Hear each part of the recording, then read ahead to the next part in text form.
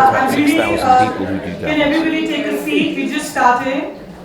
Yeah, that's good. Secret societies are quite good. So thank you all for joining us today. I'm Cherie Blair, founder and curator of Women Inspiring Network. And this is our inaugural Women Inspiring Network Lounge. And I'm really excited to be here at Davos during the World Economic Forum week. And I can't contain my excitement. I was even nervous. Are we going to have too many people or too less people? You have to get the perfect number, and we do have the perfect number. And thank you all for joining. And most of the people in this room, I have established relations with them for the last 1 year. And I'm really grateful for Ms. Cherie Blair for joining us today. I met her last year in Davos. And Divya, and I'm really grateful to Ms. Blair for supporting us today. And the Women Inspiring Network is a non-for-profit which took shape during the pandemic. We do curated discussions on women leadership, AI and innovation, sustainability, generational health, generational wealth, and so on. And so last year we did 3 panel discussions at Davos for different people. But this is our inaugural event, and I'm really excited to share that we're doing 10 plus panel discussions in Davos. Of course, today we have 6 here, but I'm also doing something for the India Pavilion and CBE Gates Foundation, and we have 50 plus speakers from 15 different countries, different women leaders, and some of you are here already supporting us. So it is, as we say, the theme for us this year is time for audacious action. And I'd now like to call Ms. Blair for inspiring us. And if she could sort of, I don't even know what else to say because, I'm really excited. She's here. And I think I'm just going to ask her to join us and, address you all. Thank you so much, Ms. Blair. No problem. Well, good morning, ladies and gentlemen, and thank you for inviting me to be the inaugural speaker of your inaugural room. It's an honor to be here today to speak on the importance of women supporting women, and by the way, men supporting women too. In recent years, we have seen gender justice increasingly sidelined in high-level conversations and convenings, and a roll back on women's rights across the world.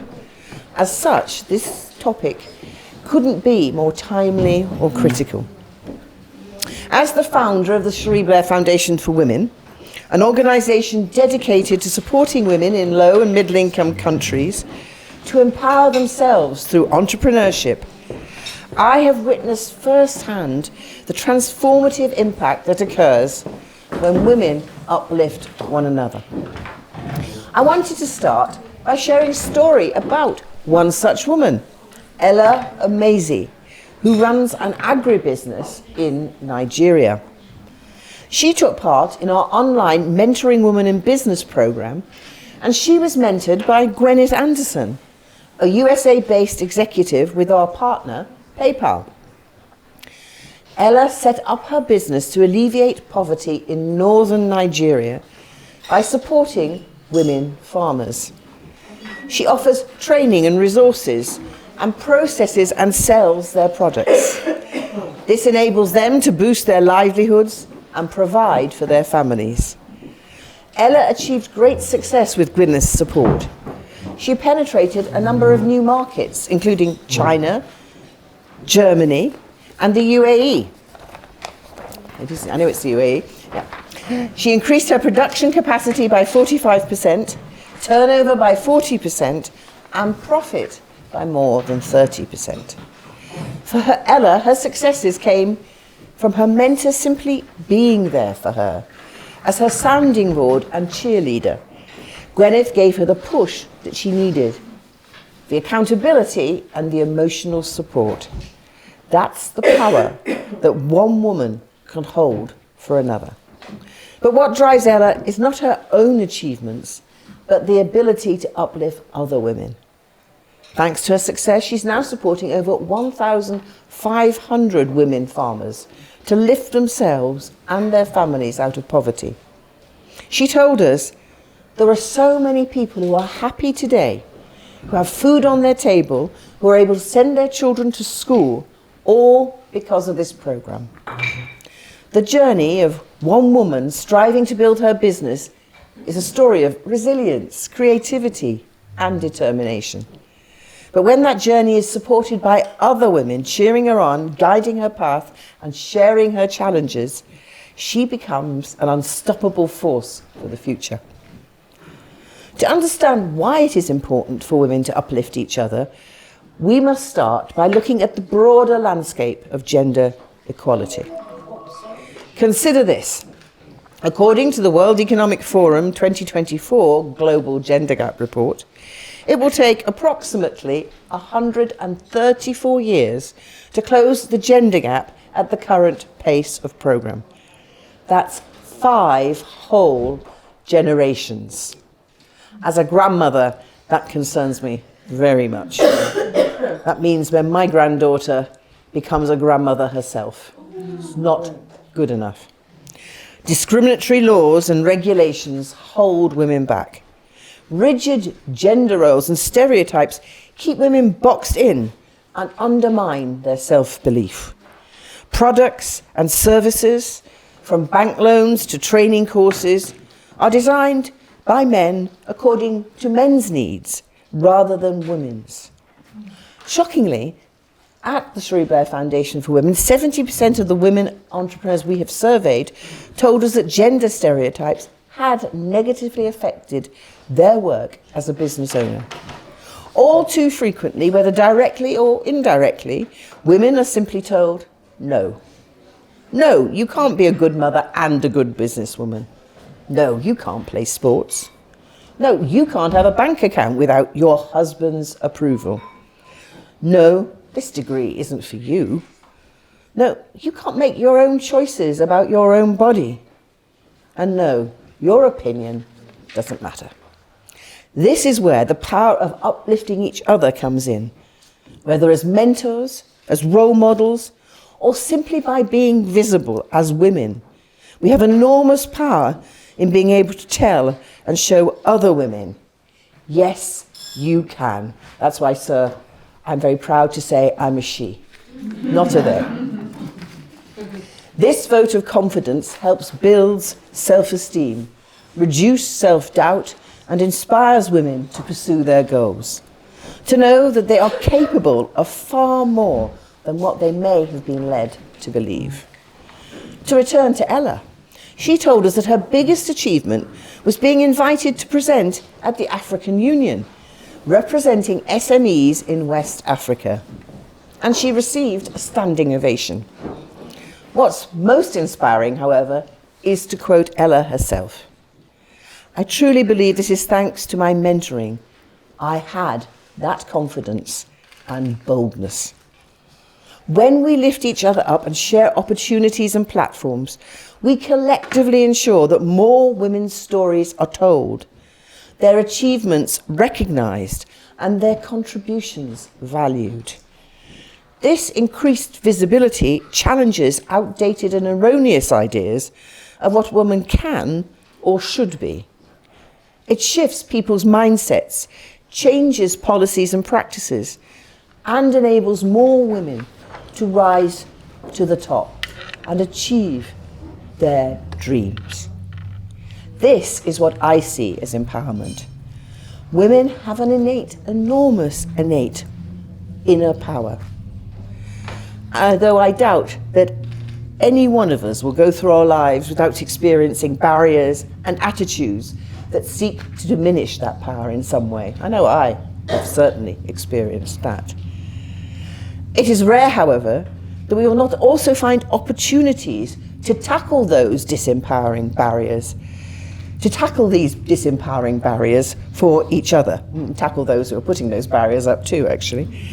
As mothers, we can raise our daughters to know that they can achieve anything, and our sons too. As policymakers, we can create policy that enables women to thrive. As activists, we can champion women's causes. As business leaders, we can build companies that benefit and hire women with products and services that truly meet women's needs. Just look at Malala, whose determined leadership has shifted worldwide perceptions about the importance of girls' education, and think what she had to go through to do that. Look at Tarana Burke, who founded the Me Too movement to support women who speak out against sexual harassment and abuse.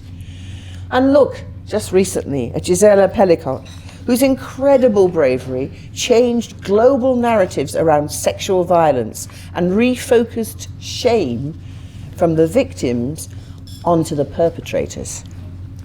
What I really want to underscore here is that supporting other women is not just about individual growth. It is a revolutionary act. It directly challenges the patriarchy by building women's shared power, enabling us to have a greater seat at the table and to shape how our societies are organized. This also speaks to the importance of intersectionality.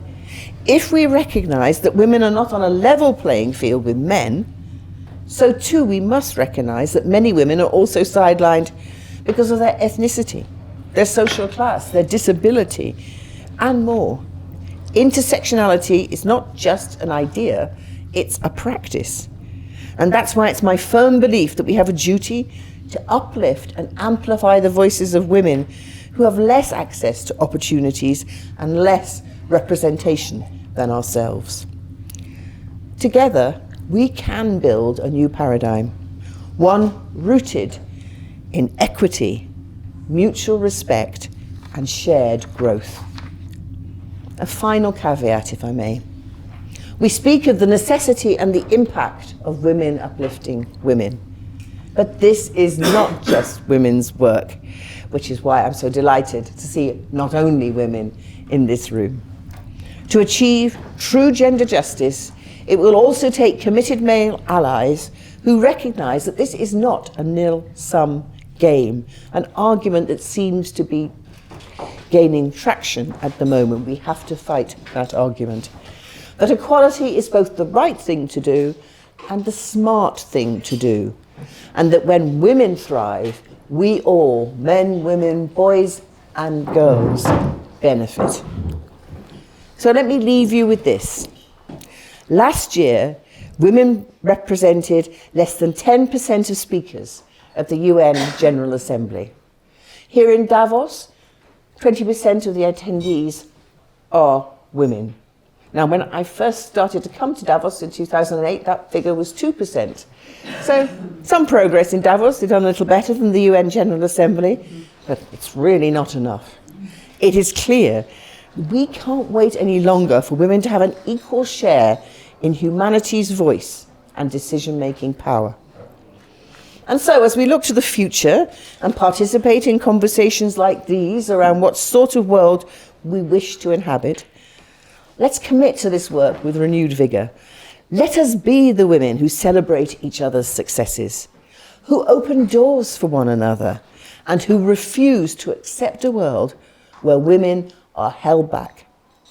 Let us be the women who lift as we climb, creating a legacy of empowerment, solidarity, and progress. After all, to support each other as women is not just an act of kindness, it's a strategy for building a better world. Thank you. Thank you, Ms. Blair, for joining us. I'm just going to sit at the back, don't we? Yes, I just wanted to give you this, Ms. Blair. Oh, sure. And no one else could have done it. It's just a little bag, and I hope all of you will carry it. Yes, you can. I'm going to put this in here. Yes. And could you just show anybody? But I couldn't have delivered this, and we have so much to learn from you. And I love you for inspiring us. No, I'm crying. Inspiring us and telling us like how we all need to lift each other up. And all of you out here, please pledge that we all have to pay it forward and just uplift each other up. So thank you so much. You. Yes, thank you. I'm just going to introduce Ambriel, who I have known for the last 1 year. She's going to be moderating our session, AI with Passion and Purpose. And Mark is going to join, who is on Davos, a big community. I have Tracy, I have Dorit, and I have Sheetal. I can't see Sheetal now. So some old relationships, some new ones.